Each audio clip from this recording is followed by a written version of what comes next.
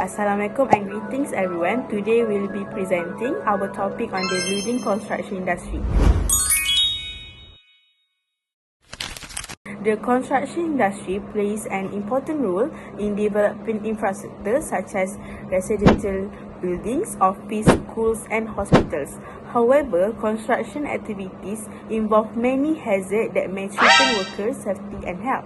Therefore, hazard identification, risk assessment and risk control are essential to prevent accidents and create a safe workplace.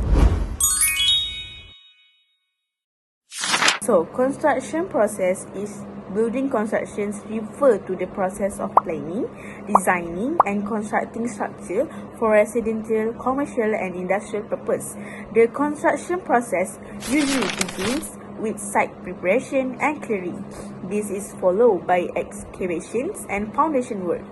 Next, the structural framework is construct, followed by brickworks, wall installation, electrical and plumbing works, roofing and finishing activities such as painting and flooring. Finally, inspections are conducted before the project is complete and handover. Now, let's move on the discussion on the building construction industry. There are several key activities such as site preparation, scaffolding, installation, and finishing. And each of these activities involve different hazards. One major hazard is working at height, which can lead to falls and serious injuries. Next, falling objects can cause head injuries and fractures to workers below. Machinery and equipment also pose risks like cuts or crush injuries if not handled properly. In addition, dust and chemical exposure can lead to respiratory problems and skin irritation. Electrical hazard may cause shock or burn, while noise can lead to hearing loss. Lastly, manual handling can cause muscle strain or back pain. Overall, each hazard comes with serious risks, so proper hazard identification is very important to ensure safety at the workplace.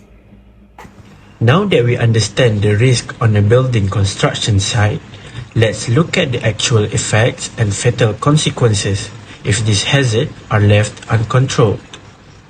Knowing this outcome is crucial for us as future site safety supervisor to ensure strict compliance under OSHA 1994 and FMA 1967. First, working at heights and falling objects leads to the most devastating physical effect.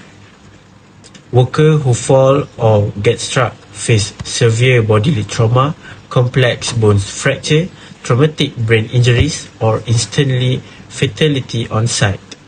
Secondly, the improper handling of machinery and heavy equipment causes immediate severe mechanical injuries. These effects typically include deep laceration, traumatic amputation, and severe crush injuries that often result in permanent disability to workers.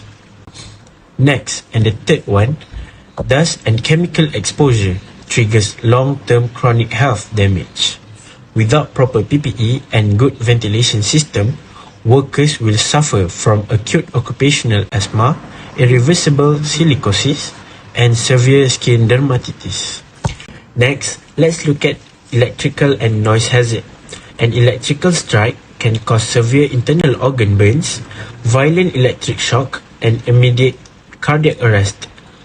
On the other hand, prolonged exposure to heavy machinery noise causes a progressive irreversible effect known as noise-induced hearing loss, permanently damaging a worker's quality of life.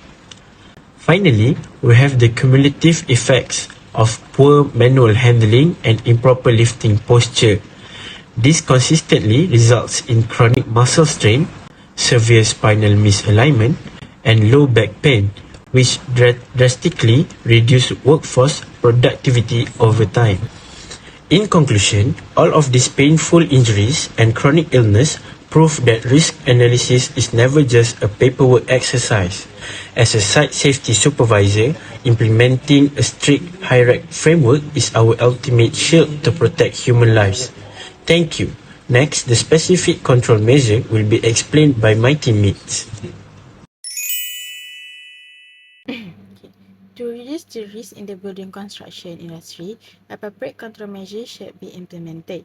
For working at height, engineering controls such as guardrail and proper installed scaffolding should be used, while workers must also wear safety harness. To prevent injury from falling objects, exclusion zones should be established and workers should wear safety helmet. Machinery-related hazards can be controlled through regular maintenance and operator training. Dust and chemical exposure can be minimized by providing adequate ventilation and appropriate respiratory protection. Electrical hazard can be reduced through routine inspection, proper wiring, and lock-out, take-out procedure. Noise exposure should be controlled by using hearing protection and limiting exposure time. For manual handling tasks, workers should receive training and proper lifting technique and use mechanical lifting aid whenever possible.